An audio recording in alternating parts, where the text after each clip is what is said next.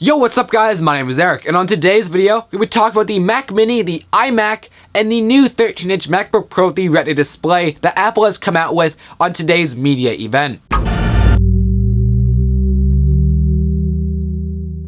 So today is October 23rd, and like I said, Apple has just held a media event releasing tons of new products. So let's talk about a few. First, let's talk about the Mac Mini.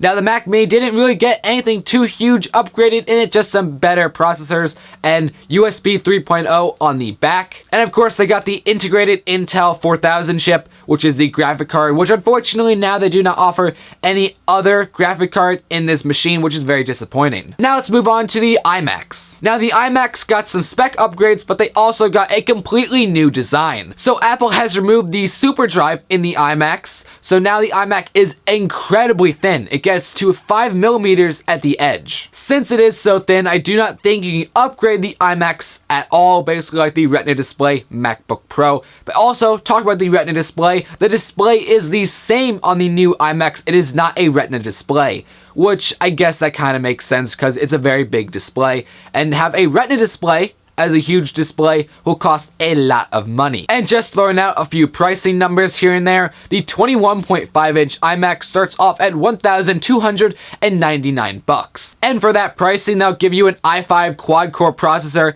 a 640M graphic card, which is made by NVIDIA, and a 1TB hard drive. And also, it standardly comes with 8GB of RAM. Now, if you get the full 27-inch iMac, you can get up to 32GB of RAM if you really need that much. And I just want to quickly mention this, but Apple has come out with this new thing called the Fusion Drive. Now, basically what this is flash memory and a standard hard drive combined together to make it really fast. Now, it is a little bit slower than flash memory, but it still is really fast nonetheless. Basically, what that means is Apple has taken a maybe 126GB SSD and combined it with a 3TB hard drive. Putting them together, it makes higher speeds, and it also makes your computer have a lot more gigabytes in the actual hard drive. And the Mac OS operating system does see these two hard drives as one because they are combined together, and the OS kind of like changes the files around to what goes on the SSD and what goes on the terabyte hard drive,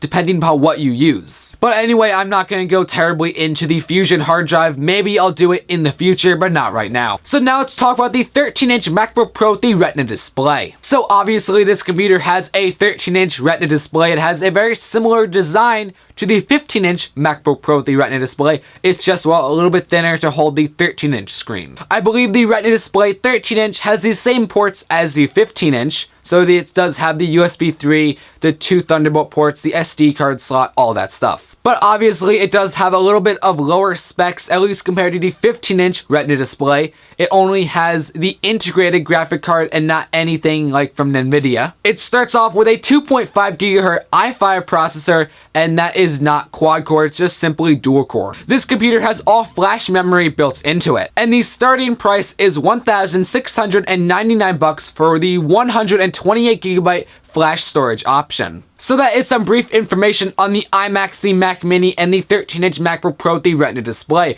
I'll have all links down below on possibly where you can see more information about these computers. Anyway though, please tell me what you think about these computers in the comment section below. So anyway guys, my name is Eric, and I'm signing out.